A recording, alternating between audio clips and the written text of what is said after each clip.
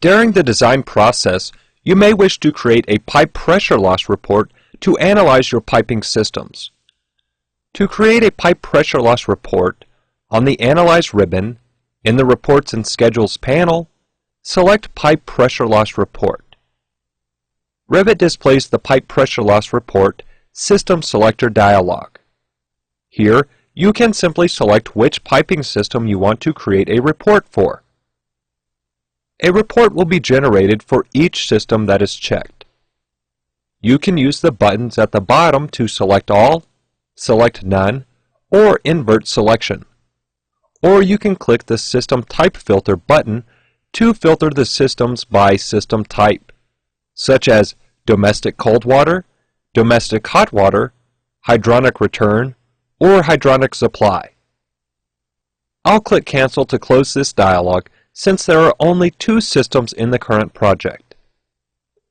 With both checked, I'll click OK. Then Revit displays the Pipe Pressure Loss Report Settings dialog. On the left, you can see a list of available fields that can be added to the report. On the right is the list of report fields.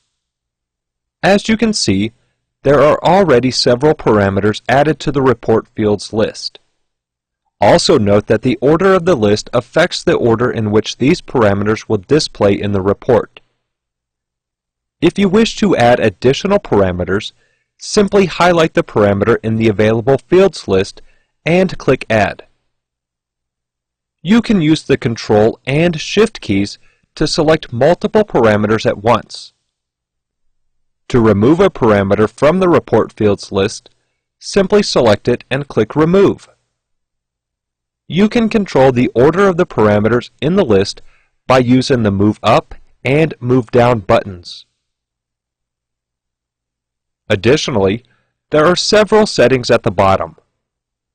You can choose whether or not to display system information, display critical path, display detailed information of straight segment by sections, display fitting and accessory loss coefficient summary by sections, and open the pressure loss report directly after it's created.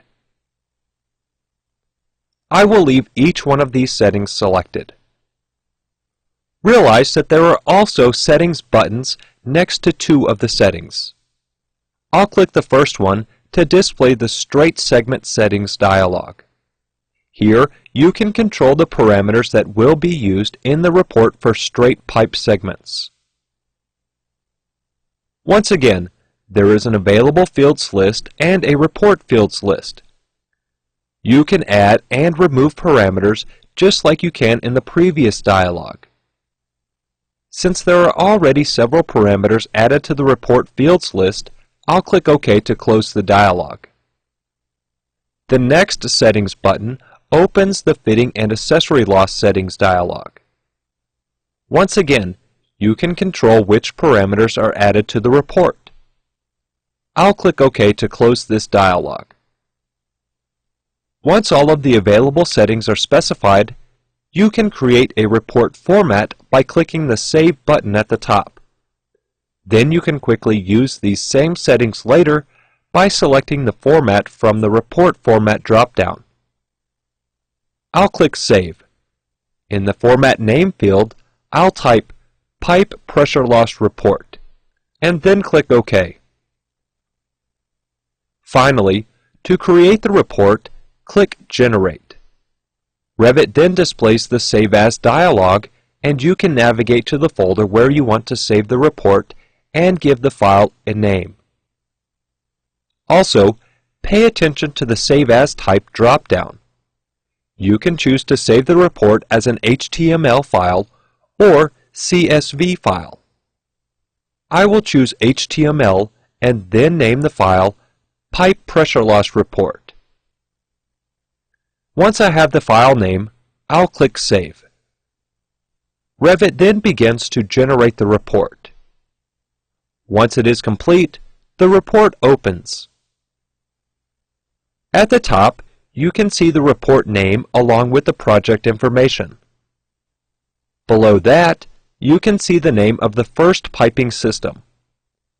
The first table lists the system information. Moving down the report, you can see the total pressure loss calculations by sections. Notice that each parameter that appeared in the report fields list is now a column header. Also, at the bottom of the table, you can see the critical path and total pressure loss in the system. Continuing on, the next table is the detailed information of straight segment bisections, and the last table is the fitting and accessory loss coefficient summary by sections. After that, the same tables appear for the other piping systems. As you can see, the pipe pressure loss report contains some valuable information that can help you analyze your piping systems.